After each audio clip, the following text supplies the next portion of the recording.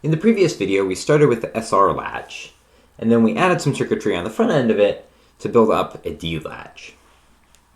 And the D latch has this nice property that there's a data signal, and when the clock value here is high, then the data signal can be passed through to the output Q. Q bar, again, is the inverse of Q. So if Q is high, Q bar is low, and vice versa. But when the clock signal is low, then both S and R on the SR latch are set to low, and the circuit is just going to remember whatever the previous value of D was. So while the clock is low, D can change, and that won't be reflected at Q. Once the clock goes high again, then any changes to D and any subsequent changes to D will be reflected to Q. And we're going to be using the D latch going forward, so I'm just going to, for simplification of drawing, make a simplified schematic here for the D latch. So we'll just represent it as this block element here, and it's got an input D and an output Q and the clock signal, which will connect to the top. So again, the D latch has these two states. Sometimes you'll see them referred to as open and closed. Our textbook makes the good point that this is kind of ambiguous. Does open mean open like a circuit or open like the gate is open? So instead I'm going to use the terms transparent and opaque. So when the latch is transparent, meaning the clock signal is high, then any changes at D can be reflected to Q when it's transparent. And then when the clock signal goes low, then it becomes opaque, meaning any changes at D are not reflected at Q. Okay, so in our quest, again, to build up something that can synchronize, we've already got memory working, so part one is working. But the second piece, this ability to synchronize logic, is kind of only halfway there. So the D latch can, when the clock signal is low, prevent signals, it's opaque, prevent signals from going through. But when it's high, it can't really synchronize anything. It's just completely transparent. And so we really want to be able to make something synchronize on particular edges. So you might think, well, one way to do this would be to, for example, instead of having this clock that's high for some significant period of time, just make a clock that has little pulses. So like we'll be low, and then we'll just have this like little tiny pulse.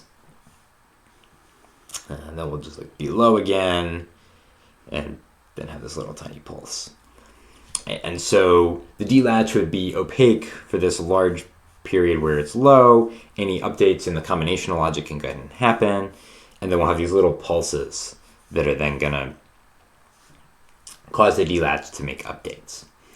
And for a number of reasons, it turns out this could work, but it's not really desirable. We really do want our clock signal to basically be this sort of half on, half off square wave.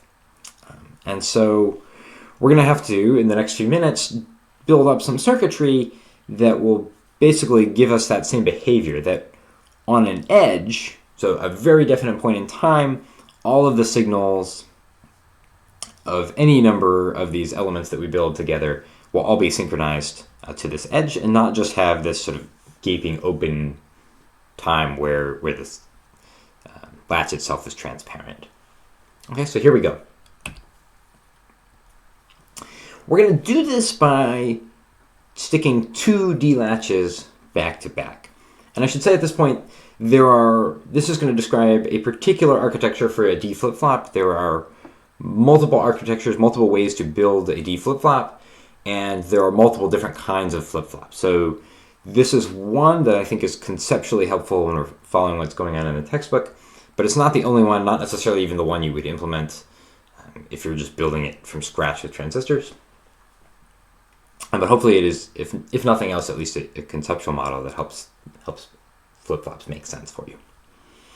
Okay, so let's just start with our D latch here. And then we'll add a second D latch over here. And we're going to connect them together. So we've got our data input to the first one and the Q output. We'll just feed straight into the second one and the Q output here. And then we've got two clock signals we've got to hook up.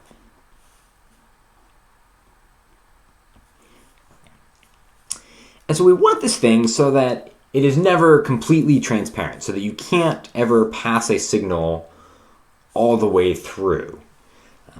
And so we could do that perhaps by setting it so that when one clock is high, the other clock is low. So you can't ever have both flip-flops be transparent.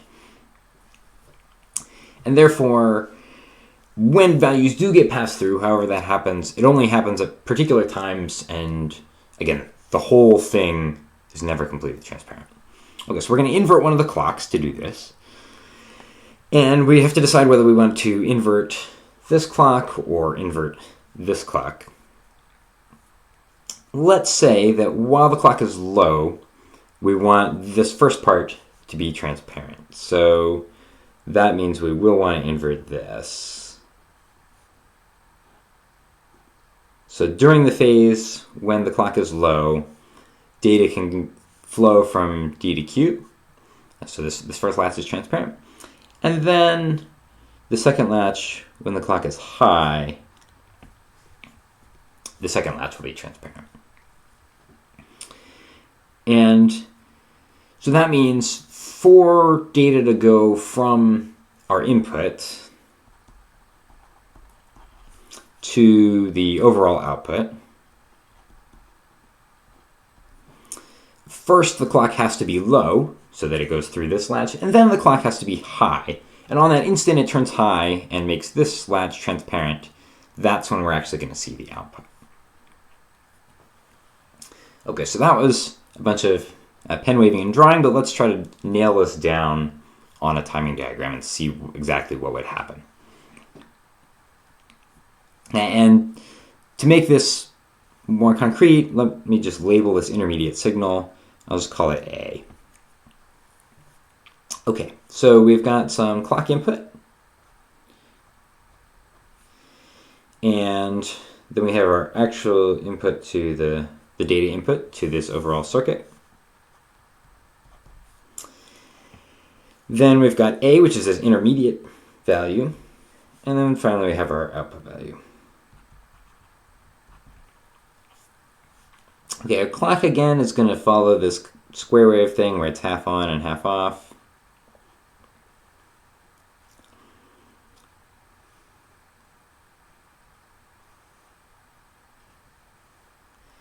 And